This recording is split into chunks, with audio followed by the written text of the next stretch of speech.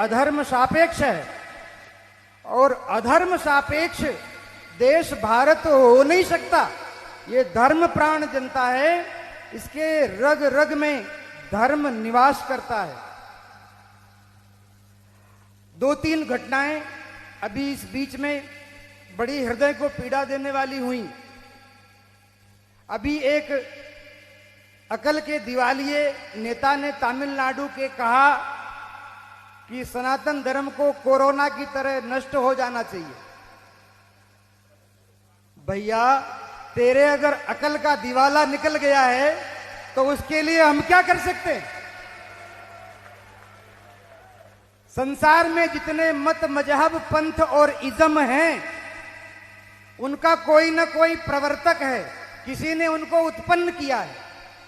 इस्लाम कब से? बोले मोहम्मद से। ईसाईयत कब से? बोले ईसा से। लेकिन सनातन धर्म कब से?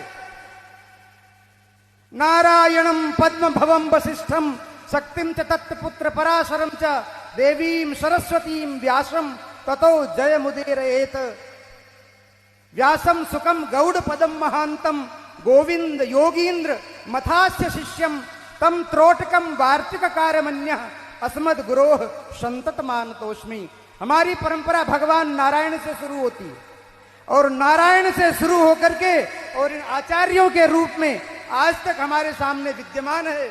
इसका न कोई आदि है, न कोई अंत है, न इसका कोई जनक है, न कोई प्रवर्तक है। ये सनातन है, और सनातन को तो इतने लोग आए इस धरती पर, हूण, शक, यवन, मुगल, अंग्रेज, वो नहीं नष्ट कर पाए, तो नालायक तू क्या नष्ट करेगा?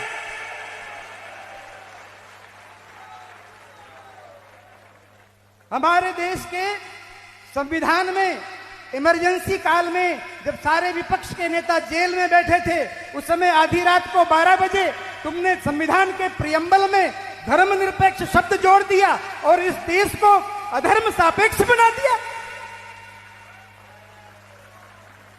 तुम्हारे बाप का ये देश है।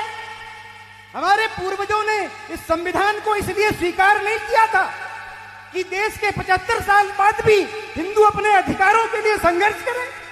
हमारे देवस्थान सुरक्षित नहीं, हमारी पूजा पद्धतियां सुरक्षित नहीं, हमारे जीवन के मूल मानबिंदु सुरक्षित नहीं। अगर आवश्यकता हो तो ऐसे संविधान को आमूल चूल परिवर्तन करके उसको बदलना चाहिए।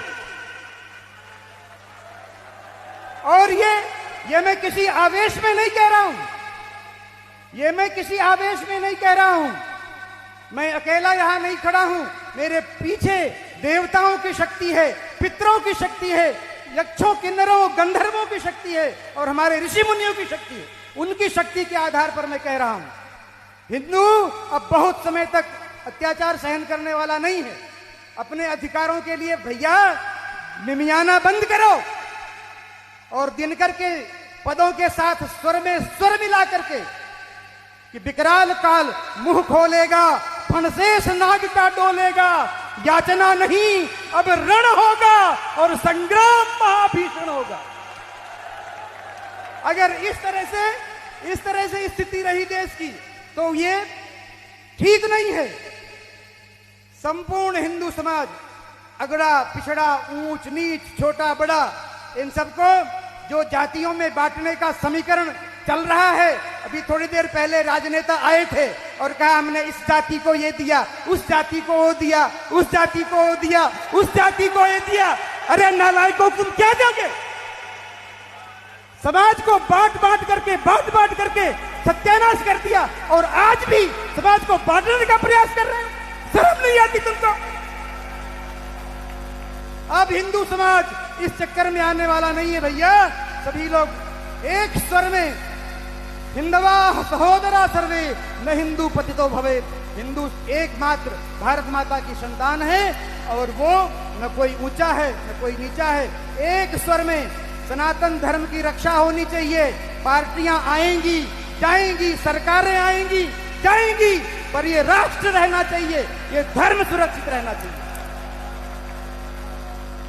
श्री एकलिंगनाथ की, धर्म की, अधर्म का, प्राणियों में विश्व का गौ माता की, भारत माता की। प्रत्येक हिंदू सैनिक हो, प्रत्येक हिंदू सैनिक हो, प्रत्येक हिंदू सनातनी हो, तब इस राष्ट्र की रक्षा होगी। हर हर महादेव। भारत माता की, भारत माता की।